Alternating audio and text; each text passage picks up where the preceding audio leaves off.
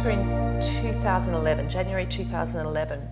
So it was a couple of years of being unwell, and in the interim was MasterChef. So for the whole of MasterChef, I was really, really sick. Right. And, you know, just kind of propped myself up every day with a whole heap of hairspray and, you know, a script and all of this kind of thing. So it was a really tough time, and it made things a lot worse. And so off the back of that, I was like, well, I've got to do something now. Right. And it was just a small experiment. I really didn't want to quit sugar, because when you've got hormone problems, you've got an even gnarlier sugar addiction. I was, and you have insulin problems. I still have some insulin issues because of my Hashimoto's. Right. So I really had to be very, very, very careful with what I ate, and switched my diet. And it was kind of the precursor, I suppose, to it all.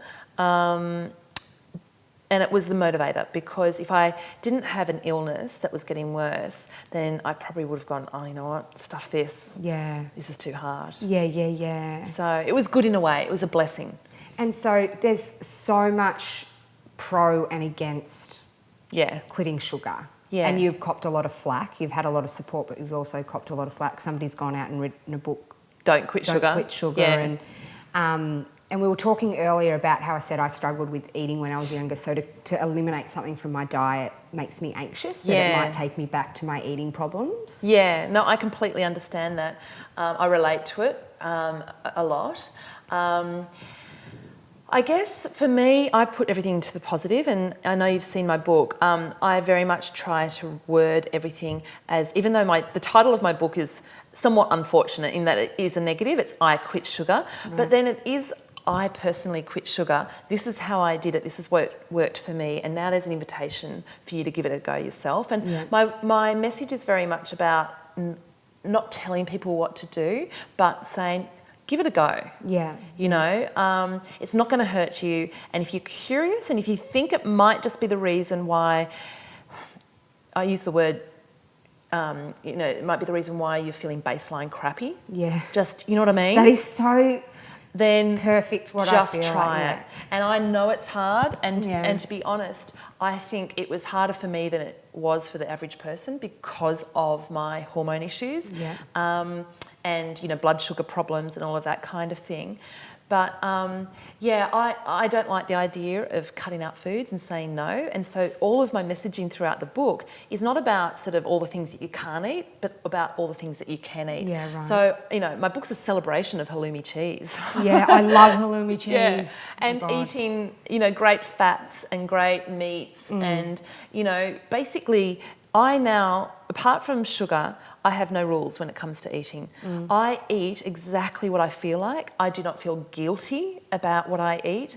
I can sit down to a beautiful meal of, you know, pork with butter and this and that, cheese, and I know my body now knows what it needs. And I didn't have that before. So quitting sugar is about getting your body back to its natural appetite. Right. So, you know, my research found that 8 weeks is what you need, and at the end of the 8 weeks, your hormones are all in balance.